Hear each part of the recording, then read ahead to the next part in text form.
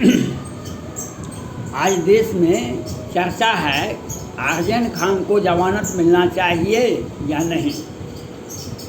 कुछ पक्ष कहते हैं वह बेकसूर है, कुछ पक्ष कहते हैं उसे 10 से 20 वर्ष की सजा होनी चाहिए। केंद्र सरकार कल महाराष्ट्र बंद था, उत्तर प्रदेश में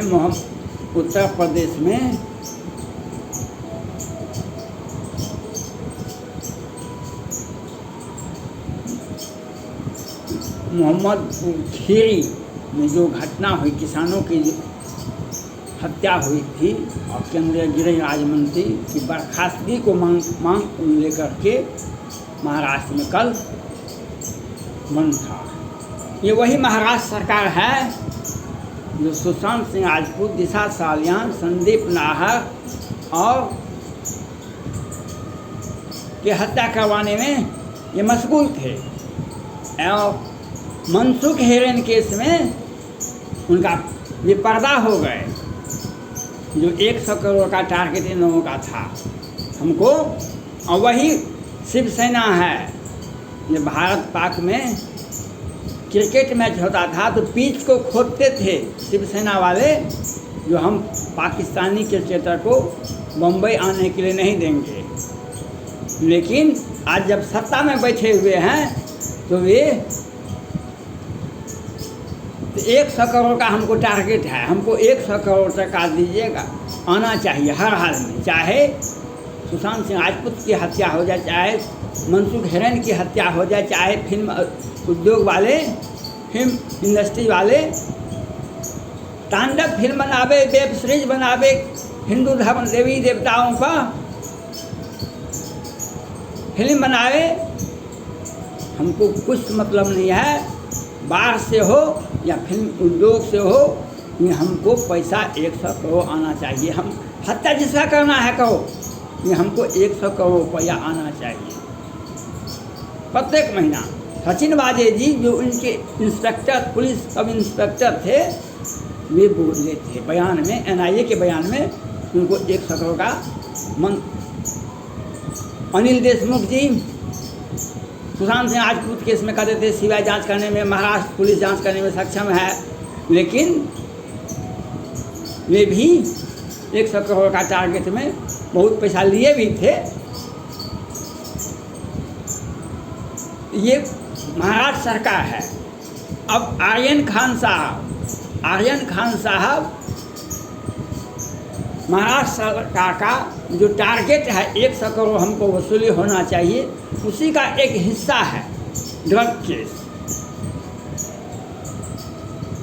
केस उसी का एक हिस्सा है। जो अगर ड्रग, हम पैसा कहाँ से देंगे आपको, जब हम लूटेंगे तब ना। लूटने के लिए तो ड्रग है एक अच्छा माध्यम, उसका तो नाम सुनते सुनते क्या 1000 करोड़ का आता है। केंद्र सरकार इसमें भी दोषी है, केंद्र सरकार भी इसमें दोषी है। इसलिए दोषी है क्योंकि आप लोगों को मालूम होगा 1993 में बम्बई में दंगा हुआ था, बम ब्लास्ट हुआ था, सैकड़ों आदमी मारे गए थे। संजय दत्त AK-56 के साथ पकड़ाए थे। केंद्र में कांग्रेस की सरकार थी, लेकिन उनके पिताजी, संजय दत्त के पिताजी सुनील दत्त साहब लोकसभा के मेंबर भी थे। लेकिन केंद्र सरकार, तत्कालीन केंद्र सरकार ने सुनील दत्त को सजा दिलवाए, 5-7 साल वे जेल में रहे। सतीश मान शिंदे साहब का कोई वकालत नहीं चला और जेल में की सलाखों में कितने वर्षों तक रहना पड़ा। लेकिन केंद्र सरकार ये बतावे हैं रिया चक्रवर्ती जी कितने दिनों तक जेल में रही। आपने देखा, दुनिया ने देखा किस तरह से रिया चक्रवर्ती ने सुशांत सिंह राजपूत को मारा, किस तरह से उसका पैसा लूटा, किस तरह से उसने कबूल किया कि हम ड्रग खरीदे हैं, ड्रग मंगाए हैं, ड्रग हम सुशांत सिंह राजपूत के लिए, जो भी आपका बिजनेस तो था, आप तो ड्रग खरीदे थे। सुशांत रिया चक्रवर्ती जी ने सारे मीडिया के सामने कहा। हाँ, केंद्र सरकार ने क्या किया? अब आजम खान को क्या होगा और सारे लोगों को क्या होगा? जिसने हत्या किया, जिसने पैसा लूटा, बैंक से पैसा लूटा सुशांत सिंह राजपूत का, और जिसने उसका हत्या कहा, और जिसने सर ऑपरेशन जहाँ पोस्टमार्टम होता है वहाँ पर कहा या सॉरी बाबू। लेकिन केंद्र सरकार ने क्या किया? हरियाली आंसू के बहाने के सिवा और कुछ नहीं किया। एक बार प्रधानमंत्री जी बोले नहीं, उस केस का जांच होना चाहिए। आप केंद्र सरकार को यह सोचना पड़ेगा जो आप कहाँ पर फेल करते हैं, आप कहाँ पर फेल करते हैं न्यायालय में, आपको यह सोचना पड़ेगा। इसके लिए केंद्र सरकार के कोई कानून हार जाती है, उसके लिए 3 लोग जिम्मेदार होते हैं। माननीय प्रधानमंत्री होते हैं जिम्मेदार, उसके बाद गृह मंत्री होते हैं, उसके बाद कानून मंत्री होते हैं।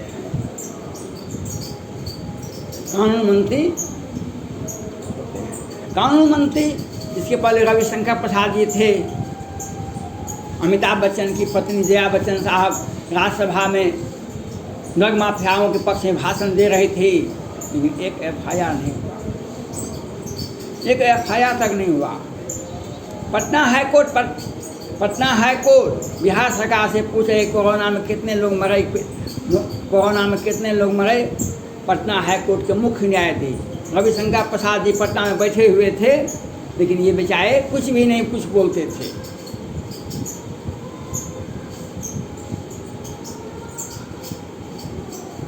पटना हाईकोर्ट के मुख्य न्यायाधीश पूछ रहे थे बिहार सरकार से कोरोना से कितने लोग गांव घर टोला टप्पा में मरा है, किस पंचायत में कितने लोग मरा बताइए, तो हम नहीं बताएंगे।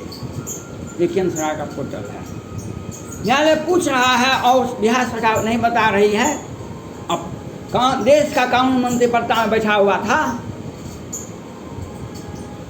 केंद्र सरकार आज प्रधानमंत्री जी ने बदल दिए कानून मंत्री को, अब दूसरे कानून मंत्री आ गए हैं।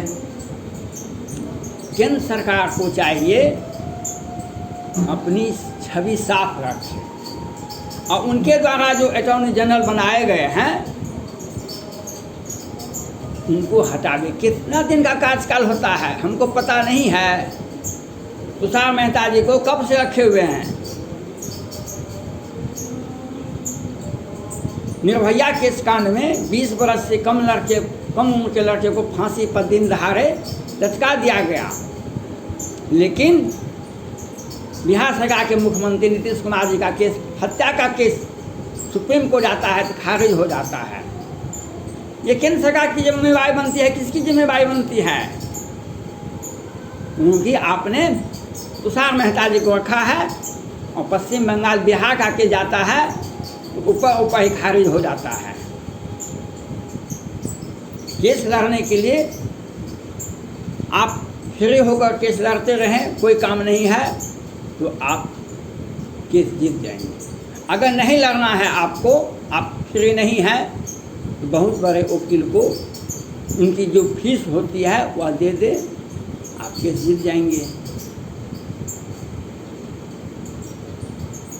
आप दोनों में से कोई भी काम केंद्र सरकार नहीं कर रही है, और जो कानून मंत्री बनाते हैं गृह मंत्री, वे अपनी जिम्मेदारी का पालन खुद नहीं करते हैं। आज पश्चिम बंगाल में कानून की धज्जियाँ किस तरह से टूटा, क्यों टूटा? सैकड़ों हजारों लोगों को पलायन करना, सैकड़ों आदमी को मार दिया गया। केंद्र सरकार, सुप्रीम कोर्ट, कोई कुछ भी नहीं कहा। नहीं कर सका। ऐसा क्यों हुआ? ऐसा इसलिए हुआ, पूरा देश भारत